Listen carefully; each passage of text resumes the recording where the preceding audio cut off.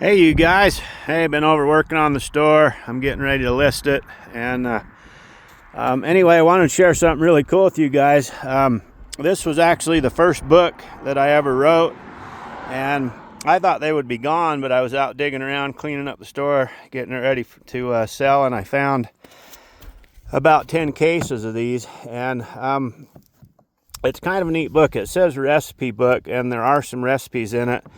But there's some really fun stuff in it too, you guys. There's not only like food recipes, but it tells you a little bit about all the endemic species on Bear Lake, and there's a Bear Lake blue-nosed cutthroat, and then it has some other really fun stories, recipes for different fun things that you can do that have nothing to do with food, like skipping rocks or building sand castles. It tells you about all the native animals of Bear Lake. It's got some fun stories in it about waterfowl and some different fun things like that. And anyway, this was my first book. This is what started it all. And I think I've written 8 books since then. These are all the wild berries around the Bear Lake Valley. And then there's a lot of just fun things. There's the little girl I was telling you a story about, Chloe. Other times she fished with me and some of my friends' kids. And anyway, I wanted to read something to you guys, and I couldn't think of a better place to do it than right here.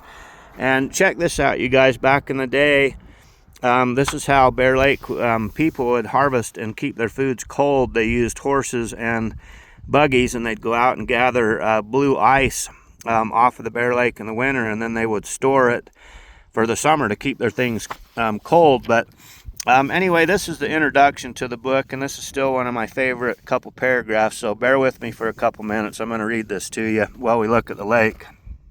So this was the first paragraph I ever wrote in my life, and as you guys know, I can't spell. And I got to tell you guys something funny before I start on this story.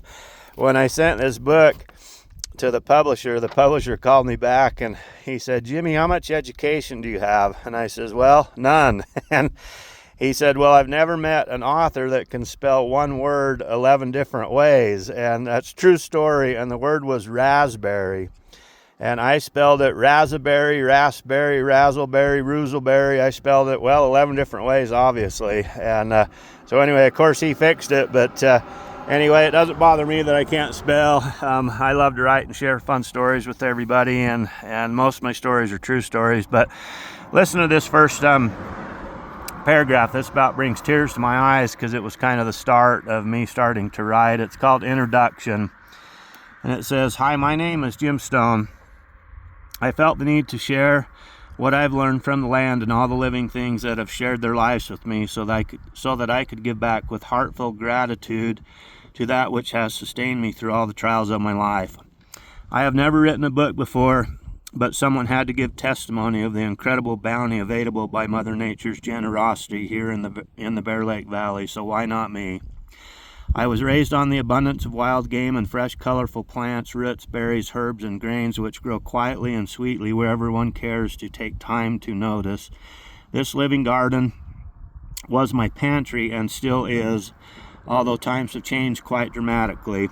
With a little know-how and respect for the land, you too can learn to recognize edible treats and the bountiful harvest just waiting for your attention. The respect you can learn to recognize, the respect you will gain from this newfound knowledge will benefit all living things and preserve this magnificent treasure for generations to come.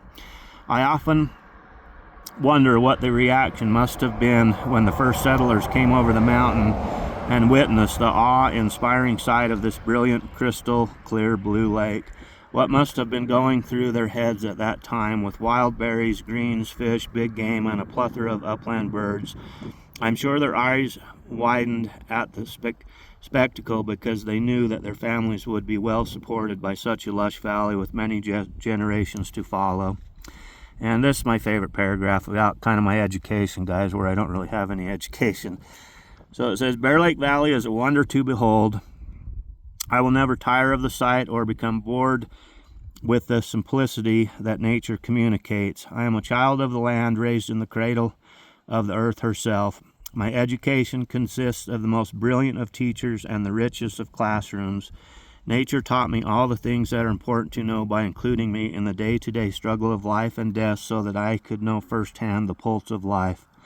I learned from observation, noticing the intricate patterns that speak in languages only the soul understands, although translation has proven to be difficult as words fail to encompass the depth of emotion that is necessary. I will do my best to share all I have been privileged to be a part of.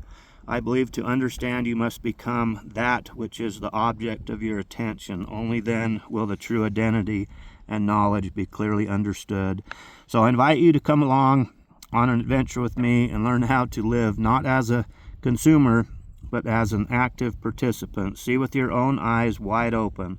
I will take you to all the places I have been and try to give you what I have gained, the ability to collect and prepare a simple treat or extravagant feast, and to be able to give completely of yourself in the preparation of such an intimate experience, sharing a meal with the people you love. There is nothing more personal or real than sharing each other's company and gather around a table heavy with the bounties of the Bear Lake Valley.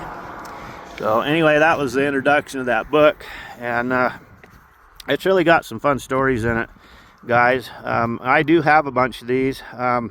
If anybody's interested, it's really kind of a neat little book. It shows how blue the lake gets, and I used to do sailboat tours, and on Bear Lake I do what's called a sunset tour, and I had a lot of fun doing it. But anyway, guys, that was the first book I ever wrote, and I took all the pictures in the book, except for maybe one or two of them that were donated to me by other folks, and I was really surprised to find this book, guys. This is the only book I have control of, and I got to tell you a funny story about this book.